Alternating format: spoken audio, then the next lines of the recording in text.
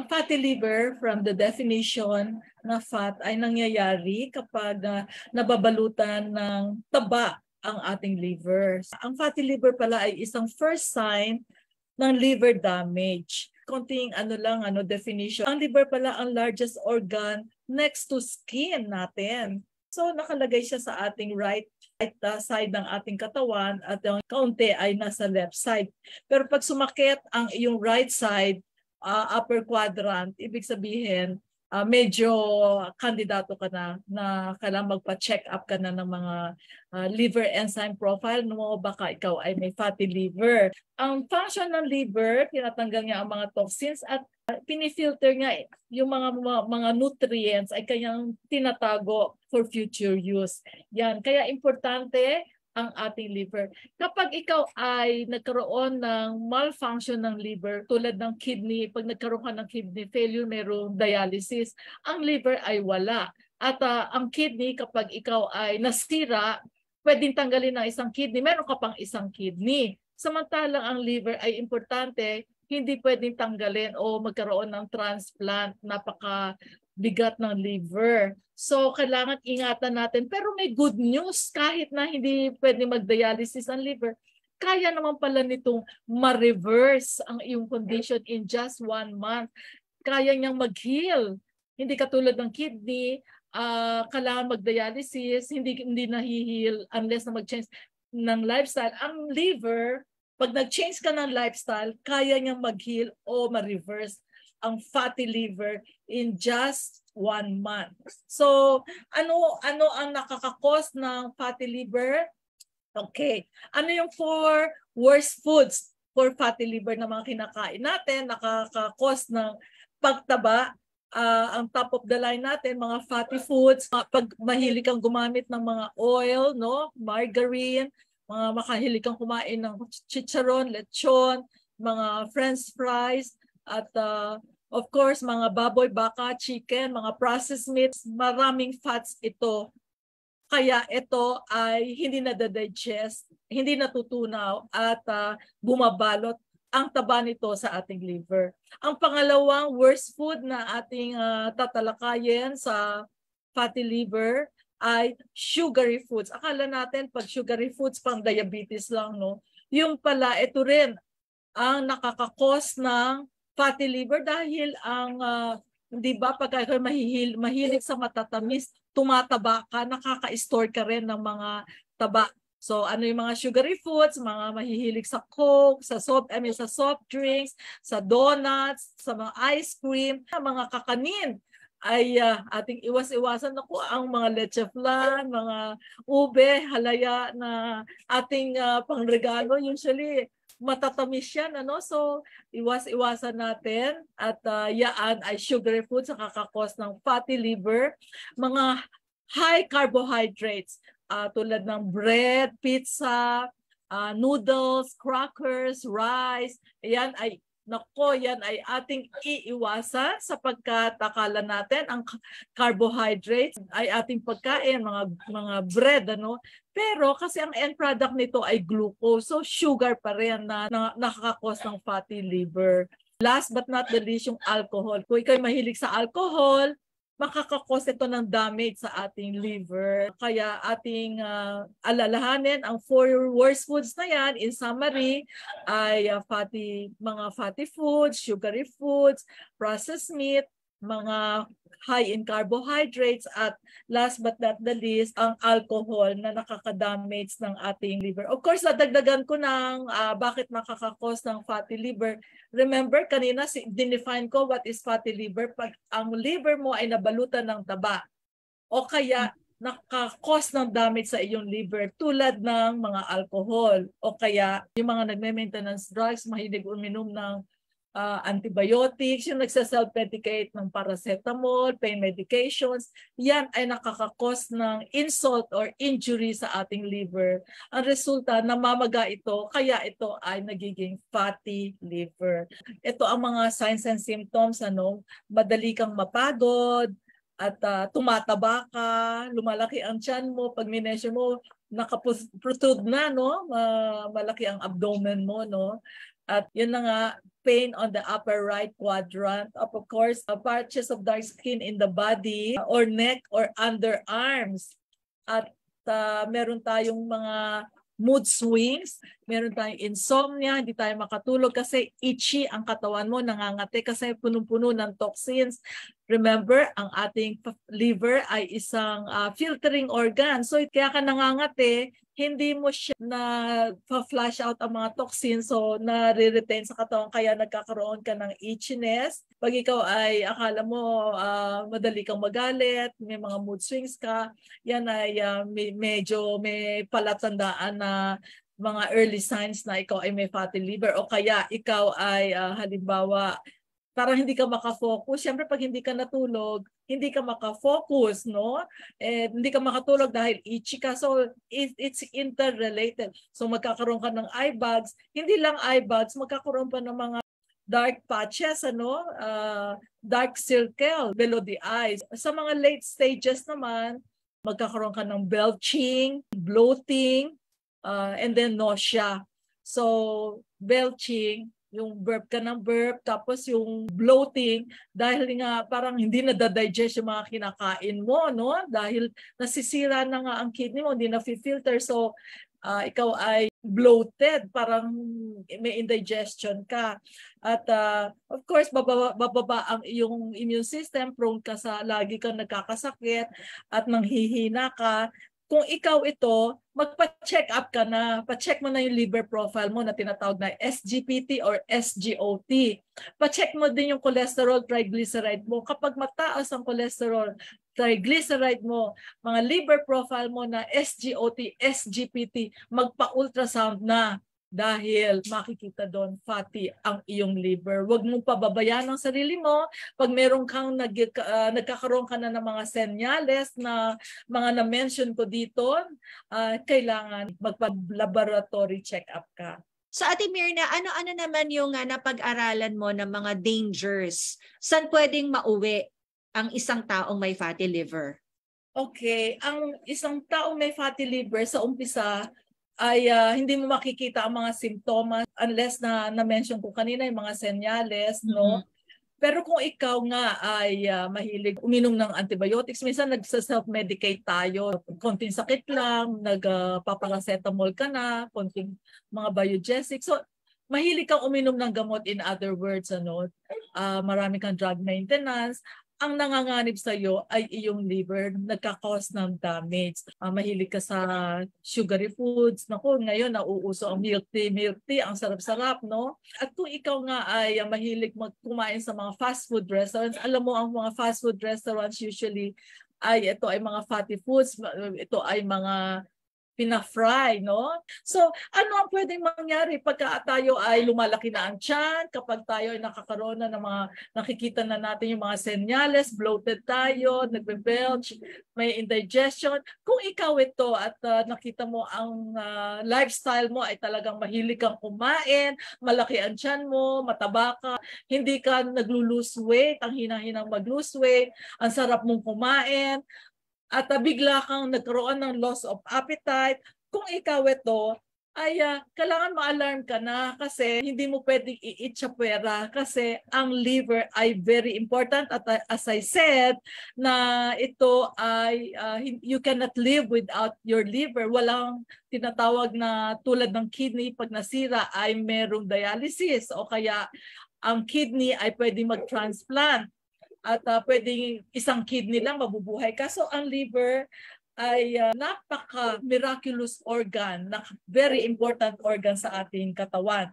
So ito pala ang nagproduce ng bile. Ang bile ang nagdadigest ng fats para ma-absorb sa ating katawan. So kapag na-injure ang liver, nakalink na ito sa maraming health issues tulad ng high cholesterol, high blood sugar, high blood pressure, high triglyceride, obesity, eventually, ayan na, stroke. So magkakapatid yan eh. Kumbaga, interconnected. Nakalink sila sa isa't isa. Pag mataas ang cholesterol mo, usually malaki ang tiyan mo, usually mataas ang blood pressure mo. You can see it inside and outside eh. Outside, malaki ang tiyan. mataba. So, pag chinek mo ang kanilang blood pressure, mataas. Pag chinek mo yung blood sugar, mataas. So, interconnected dyan dahil nagsisimula sa isang maduming colon na nagka-clog up yung mga kinakain mo na punong-puno ng toxins, punong-puno ng taba. Lahat ng ito ay nababalot at hindi nadadigest, na i-imbak sa ating colon. Ang ating liver ay nahihirapang mag-filter sa mga kinakain nating mga taba at toxins at punong-puno ng chemicals. Kaya ito ay nadadamage. Kaya interrelated siya, interconnected siya, nagka-clog up ang sirkulasyon at naglilid sa inflammation o pamamaga, nagkakaroon ng scarring o nagpepeklat, no? Eventually, nagkakaroon ng bleeding, ng liver failure, liver cirrhosis, at liver cancer na nagsisimula lamang sa simpleng fatty liver ay mauuwi sa isang kamatayan. So Ate Mirna, i-share mo na ngayon ano yung mga napatunayan mong mga natural remedies na effective para pwede pang ma-reverse kahit na may fatty liver na kami. Okay, ano ang pinaka-effective na mga natural remedies para sa fatty liver? Ang number 1 natin ay tinatawag na paglilinis ng ating colon daily. Ito ay ang coffee enema. Daily yan, ano? Bibili ka ng enema set, pwede kang bumili sa amin kung gusto mo. At tuturuan ka namin paano ka gumawa ng coffee enema. So daily ito, no? Kasi ang coffee enema ay isang liver detoxifier. Tinatanggal niya ang toxin sa iyong colon, nililinis niya. Kaya siya ay very effective as liver detoxifier. So, ano ang gagawin natin dito? Tuturuan namin kayo na ang timpla niya ay 3 tablespoons of coffee, ground coffee, no? At 5 glasses of warm water. Pakukuluan mo yan at i-strain mo dun sa enema set, no, para hindi siya magbara. At pagkatapos, tuturuan namin kayo paano gumawa ng coffee enema. Pag ikay nagko-coffee enema everyday, nalilinis ang iyong colon, nalilinis ang iyong kidney, nalilinis ang iyong liver. So yan, very important yan. Yan ay natural remedies na tatanggalan toxins, which is the important part. Gagawin nyo yan sa inyong bahay. Pero mas effective kung magha-hydrocolonics kayo ng maintenance. Meron kaming package ngayon, 6 days lang. Ang kailangan mo, 6 times ka lang magpupunta rito, linis na ang colon mo. At yung taba na bumabalat sa yung liver ay matatanggal yan. Matatanggal through hydrocolonics. The absolute first step towards healing fatty liver is a clean colon. At yan ay magagampanan ng ating machine na tinatawag na hydrocolonics na ino-offer dito ng Tree of Life Wellness Center. So with a clean colon, all the interrelated link for all health issues, high BP, high blood sugar, high cholesterol, high triglyceride, lahat yan ay magno-normalize in just 10 days. So number 1 remedy, absolute first step, clean your colon. Ang susunod ay, of course, malinis na iyong colon, kumain ka naman ng plant-based diet. Ano ang plant-based diet? Iba-ibang mga kulay na nagbibigay sa iyo ng iba-ibang nutrients, iba-ibang vitamins and minerals, vitamins A and C para makompleto mo ang kakainin mo. Kung maaari, kumain ka ng isang plate na with rainbow colors. Andiyan na lahat, carrots, green, broccoli, at meron tayong radish, puti, orange, green pepper, red pepper, orange. So, magkaroon tayo ng variety or rainbow color. That is plant-based diet. Pangatlong remedy natin para ma-treat mo ang fatty liver mo, the natural, of course, exercise. 30 minutes of exercise, no? Alam mo, kung hindi ka maka-exercise, wala kang oras, ay kailangan maglakad-lakad ka. 30 minutes lang sa park o instead, pag napunta sa mall, instead na mag-elevator ka, umakyat ka ng hagdanan, So gumamit ka ng hagdanan upang sa ganun ma-exercise ka. Pag ikaw naman may sedentary na office work, every 30 minutes galaw-galaw ka, lakad-lakad ka. Kasi pagka hindi ka gumalaw-galaw, na i-store ang mga sugar within 15 minutes to 30 minutes sa iyong katawan, nag-accumulate siya. So kailangan galaw-galaw ka lang. At ang pag-exercise, of course, mai-increase ang iyong circulation at mai-increase ang mga digestion. Pang sa ganun, ma-burn lahat ang mga kinain mo, mga calories na kinain mo. Ito ay matatanggal ngayon ang taba na bumabalot sa iyong liver. So pang-apat, of course, kung ang cause ng liver damage mo or fatty liver ay alcohol, dahil mahilig ka uminom ng alcohol, meron pa yan, nako, kasamang mga pulutan na mga matataba, chicharon, barbecue na matataba, nako, mga nahihilig sa taba. Lechon, usually yan ang dinadagdagan ng mga pulutan na nakakakos ng damage sa ating liver. Dahil ang alcohol ay nakaka-increase ng amount ng fat sa ating liver pala. Hindi natin alam yan, ano? At dagdagan mo pa ng mga pulutang matataba, sure ball ka na magkakaroon ka ng fatty liver kapag ikaw ay umiinom lagi ng alcohol. So, ang fourth remedies natin, no, para sa fatty liver ay tinatawag nating mga spices. Top of the line natin ay garlic. Ang garlic, dapat kayanin mo. Meron tinatawag na ito allicin chemical na nakaka-eliminate ng mga waste sa ating katawan. Alam mo ba itong garlic na to? Kung kaya mo, nguyain mo siya, talagang namnamin mo yung sulfuric effect ng garlic na yan. Dahil nakakababa ng cholesterol, triglyceride, nakaka-remove ng iyong lahat ng waste sa ating katawan. So i-crush mo ito, or nguyain mo, anuman, o kung hindi mo talaga kaya, wala tayong choice, at least may garlic, ilagay mo sa tubig or pakuluan mo sa tubig, siyang gawin mong tubig at nguyang-nguyain mo. Pang-lima naman natin na remedy, mega dose of vitamin C. Ayan, ang iba natatakot sila na uminom ng overdose ng vitamin C. Sabi kasi nila ay baka daw makapag-build up ng mga stones sa katawan. Subalit hindi nila alam, ang vitamin C ay napaka-powerful supplement, no? Para ma-increase ang iyong immune system at mapatay lahat ng mga bacteria at toxins na sumisira sa liver. Ito pala ay may anti-inflammatory effect, no? Piniprevent niya ang inflammation ng liver. Alam niyo ba na ito'y nakakataas ng hemoglobin nyo rin? Pinapatay niya, especially ang mga cancer cells.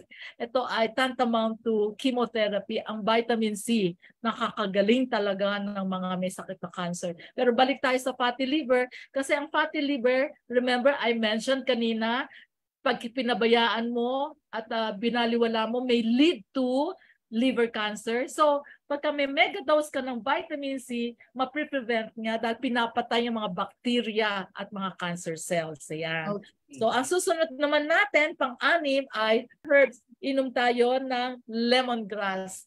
Lemongrass. So, gawin natin tea. Itong lemongrass, magtanim tayo ng lemongrass sa ating bakuran. At alam mo, lagyan mo lang ng, pakuluan mo lang at lagyan mo ng muscovado. Huwag asukal na puti, muscovado o kaya stevia. Ito pala ay isang magaling na liver detoxifier. Ang sarap pa naman ng lemongrass. Tanglad ba yun? Tanglad, yes. Oo, tanglad yan. Naku, ang bango pa ng amoy. So pwede mo ilagay sa kanin mo o iinumin mo siya. At meron tayong mga tinatawag na hibiscus or gumamela. Alam niyo ba na meron pala itong effect sa liver, tinatawag na liver detoxifier ang hibiscus. So yan, pakukuluan nyo at iinumin nyo parang tsa. Okay, so Ate Mirna, syempre hindi matatapos ang ating discussion kung hindi ka magbabahagi ng mga juices na mainam for fatty liver. Okay. I-mention ko ang juicing therapy, no? Ito ang ginagawa dito sa Tree of Life Wellness Center. It's a combination of hydrocolonics and juicing therapy. So yan ay pang-walong remedy para maka-reverse tayo ng fatty liver. Ang power juice na ito ay can produce miracle on healing fatty liver. Dahil ito pala ay mayaman sa living enzymes para mapabilis absorption ng mga nutrients at mapanatiling malakas ang iyong liver. At ito ay may vitamins A to Z na sapat na nutrients sa katawan in just 1 hour. Kaya niya i-flush ang mga toxins, no? In just 1 hour, you will go to the bathroom. Kaya niya i-flush. In just 1 hour, kaya niya i-nourish yung mga damage. So kung ang liver mo ay na-damage or na-injure dahil sa mga maling pagkain, kaya niya i-nourish yun at i-reverse. Juicing therapy talaga ang key. Aside from lilinisin ng colon through hydrocolonics, itong pinaka-main juicing therapy. So ano na yung power dose ng ating juice na mainam for fatty liver? Okay, so tayo ay magkakaroon ng mga sample juices, mga top of the line natin.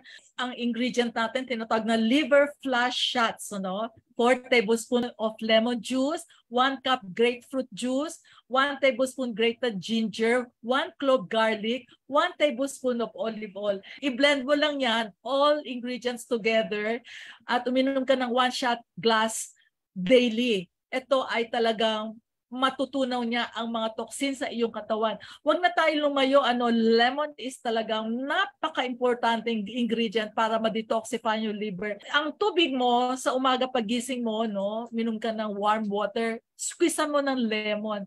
Meron ka ng alkaline water na nag-alkalinize ng katawan mo, nagdi-detoxify ng iyong katawan. Maya-maya pupunta ka na sa CR niya. Tinatanggal niya lahat ang mga toxins sa katawan mo. Napakaganda ng lemon sa mga na-mention ko dito. Ang susunod na sample juices natin, ito, top of the line natin, apple, beetroot, carrots. Naku, yan. Pag sama-samahin mo, it's either i-blend mo or i-juice mo. Pag bined mo, of course, lalagyan mo siya ng tubig, kaunting tubig, at lalagyan ng maraming yelo. Napakasarap na smoothie nga. So, ABC smoothie. Ito ay ma-enjoy mo dahil talagang detoxify niya ang iyong liver at i-repair niya at i-regenerate niya. Makikita mo na talagang mawawala ang nababalot ng mga taba sa iyong liver. So ito ang ABC smoothie, Apple, beetroot, carrots, at water, counting water to blend it. At lagyan mo ng, of course, mga ice, yellow para mas masarap ang iyong smoothie.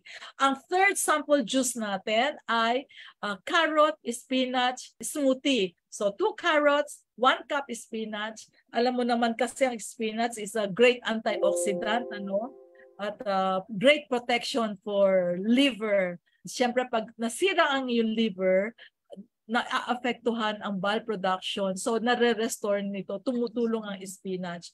So, 2 carrots, 1 cup spinach, and little water, mga half cup water, and then blend it. Wow, bingo. You have already the power juice to reverse your fatty liver. Liver detox smoothie na tinatawag. Ito ay best liver cleansing